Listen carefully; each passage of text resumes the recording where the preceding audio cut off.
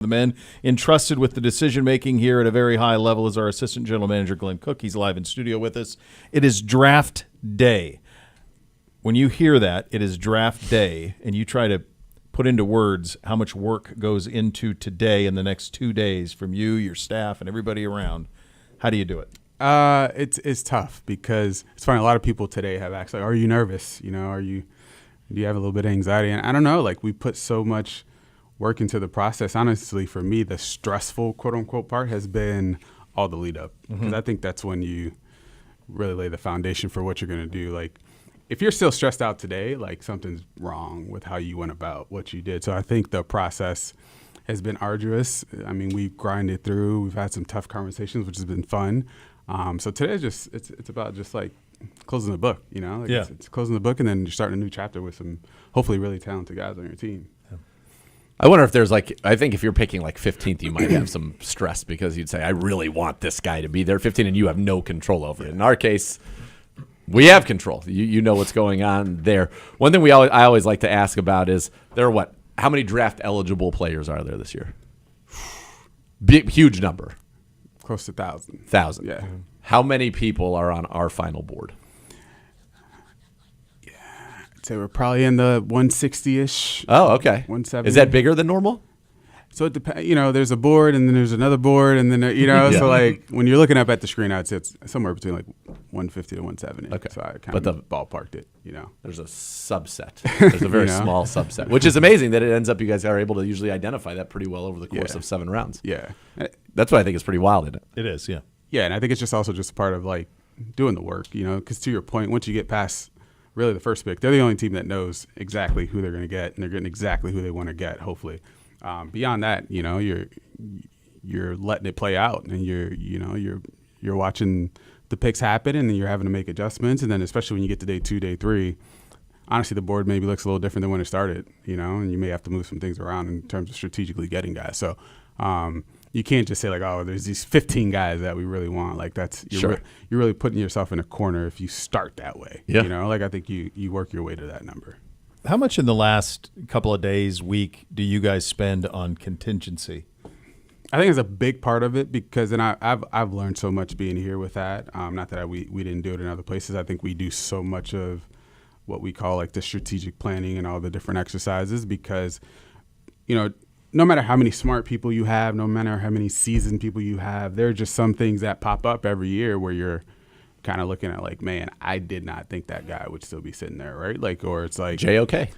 Exactly, right? Or you know, we moved up for David, you know, after we'd already made 2 picks in the first round when my first draft going through here. So we try to just really exercise all those muscles, you know, and all the different scenarios that we can over the course of the last week, you know, with our group. And we've done it with the coaches. We've done it as a group with Andrew just to try to flesh out, is there something that we're missing in terms of a possibility, right? Trade down, trade up, sit and pick, player being available. So that when you're, you know, you don't want to be in the moment and make it too emotional decision, right? You want to be as prepared as you can. And often, you know, sometimes you can't, you know, and that's where you kind of lean on your intuition, your experience, and your talent. But preparation is big. You know, it's a big part of what we do. So I hope we've over prepared for all the different scenarios that could come up. You use the word real quick. You just use the word emotion. It's a subjective process. Mm-hmm. You see guys different. Somebody else sees rooms different. But the emotion of it, because you probably fall in love with prospects. How do you separate that, and how do you decide this is the fight I'm going to have and this is one I'm going to sit out? No, that's true. It's really hard too. I mean, you guys know it. You probably see them walking around. I mean, we bring guys in for 30 visits. We go to their schools.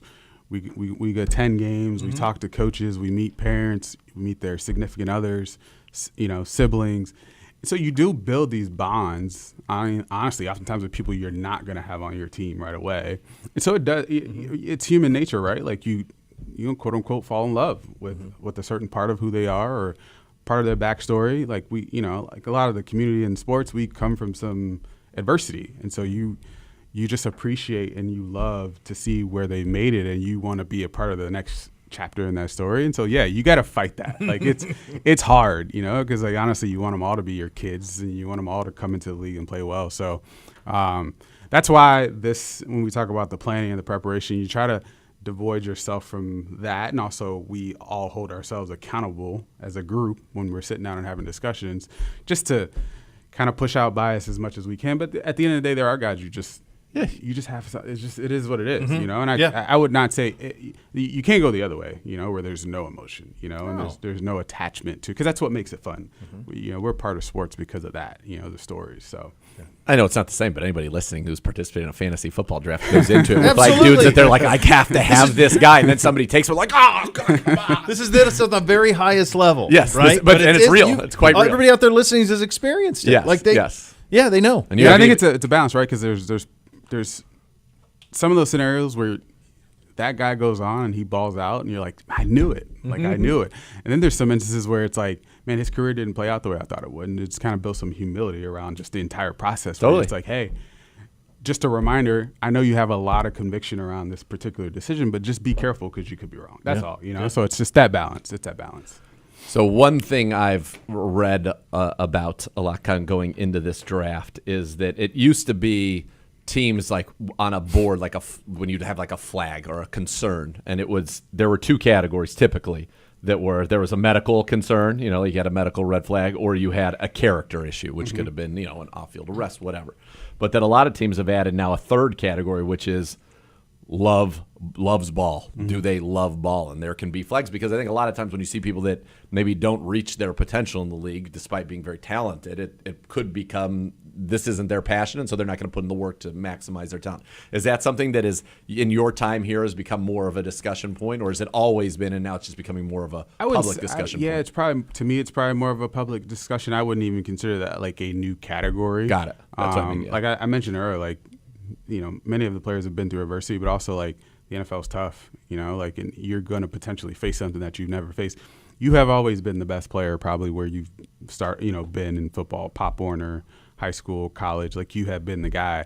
Well, now everybody else is most likely the guy too. And so, you know, sometimes the development curve when it comes to that mentality is different for players, or you just, honestly, when you've never really hit that level of adversity, you know, there's some trying times. So you want to make sure they're made of the right stuff and just make sure they have the right tools to fight that. You're all gonna. I tell all the rookies, you're all gonna go through something at some point. You know, it could be too much success and having to like maintain, you know, your balance and understand that like, hey, this is not normal, you know, or you may hit a rough spot where it's like you're not getting production, you're not getting playing time, and you got to persevere and realize like, hey, just because so-and-so is playing right now, it doesn't mean that it won't pan out for you in your whole career. You know, it may hit year two where it's just like, hey, the roster plays out a certain way and you get your moment, you be ready. So I think, again, no matter what that scenario is, you want that guy to have the set of tools and makeup to push through it, because it's coming. Look at David Njoku. I mean, David Njoku in 2019, you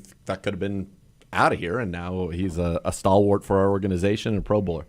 One of the things when we talk about kind of process and that you guys go through, and I know that there are discussions like pick 33. That's been traded 3 years in a row, twice to get in the first round and once when Tennessee came up to draft Will Levis.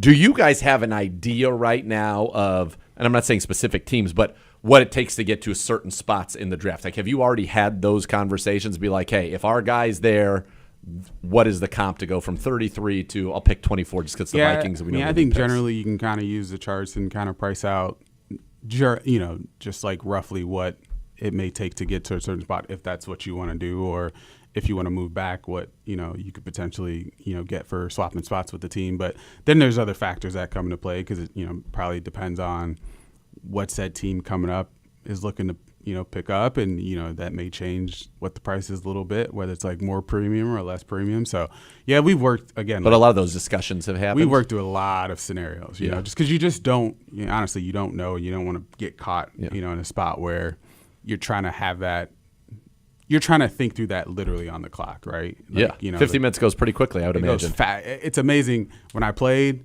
in a workout, you know, 15 minutes took forever, but when you're sitting there and you have to pick it, somehow it's flying off the clock. So, we've worked through a lot of that. Acknowledging that anything can happen in the lead up to it, while you're on the clock, all of it.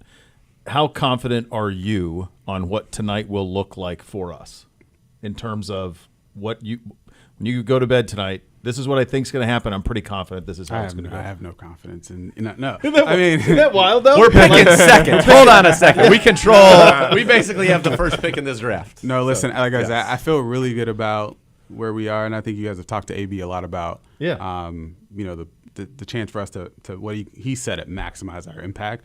And you never want to be picking 2 because that means your previous season didn't go well. Correct. But on the positive side of it, we have a chance to really infuse, talent or real talent, talents to the team depending on how it goes out. So like however that plays out, like I'm pretty confident that will impact it. Let's be honest. The thing he's most nervous about today was that he had to come in here and talk with us live on the radio before this draft started.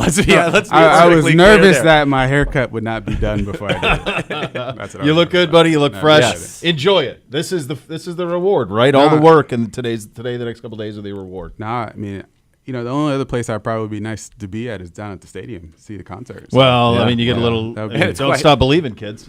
What a day for it. I mean, I wouldn't mind right now. Just a little afternoon 18. Come stroll back in. Get on the Next clock level's here. next. Let's I mean, go. what more do you need out of What us? more do you need? Hey, man, good seeing you. Yes. Good luck. Same. Have fun tonight.